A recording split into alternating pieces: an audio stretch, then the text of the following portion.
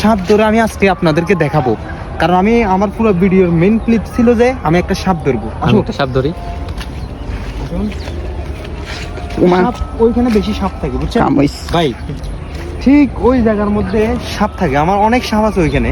আমি ওই সাপগুলো আজকে ধরে দেখাবো আপনাদেরকে, একটা ধরে একদম ঠিক জেতা সাপ ধরে দেখাবো। আসুক, ওইগুলো কি আপনার পালিত সাপ? এখানে কিন্তু সাপ থাকে, আমি আপনাদেরকে দেখাচ্ছি সাপের বাসাটা আমি একটু পুরোপুরি দেখাচ্ছি। আপনারা আসুন, আসুন। Oh my God, কত বড় সাপ দেখছেন ভাই, খুবই মারাত্মক ভাই। আস্তে আস্তে এই সাপ বড় বড় কিন্তু দেখিস, দাঁড়া লেঞ্জাটা আমি ধরে টান দিই। শালার মধ্যে সাপ ভাবছিলাম, ওইখান থেকে দেখা গেছিল এটা সাপ, কিন্তু আসলে এটা সাপ না, এটা লিভিজির লতা।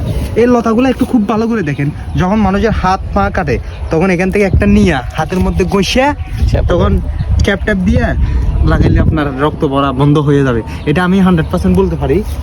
আরো আছে দেখুন, আরো অনেক কিছু আছে এখানে। আবার সাপের গাছ আছে যেটা মানে বিষাক্ত, মানে বিষ, যে কোনো বিষাক্ত পোকামাকড় আপনাকে যদি কামড় দেয় তখন আপনি এই পাতাটা খেলে সাথে সাথে আপনার বিষটা কমে যাবে। সেটা হচ্ছে এই পাতাটা, এই যে দেখুন পাতাটা দেখছেন, আর পাতা নিয়ে আসো পাতা।